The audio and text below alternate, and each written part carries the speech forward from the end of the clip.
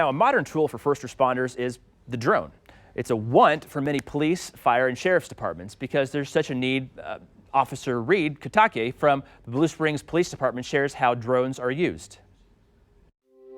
Right now we're requesting for additional equipment for our drone program. Our drone program's been in place for approximately 6 months. We have been able to purchase drones, but there's a lot of cost prohibitive items that come along with the drone program, as far as batteries, which can be anywhere from $80 to $400 a piece. Hero Fund is really helping us with replacement of that sort of equipment, as well as thermal imaging, which can be influential in finding somebody that's either lost, somebody that needs some help, or even finding a suspect that's hidden in the woods or someplace that a normal officer couldn't get to very quickly. And really at the heart of every single police officer that's out here on the road, the big thing is that we want to serve you and we want to be able to go home.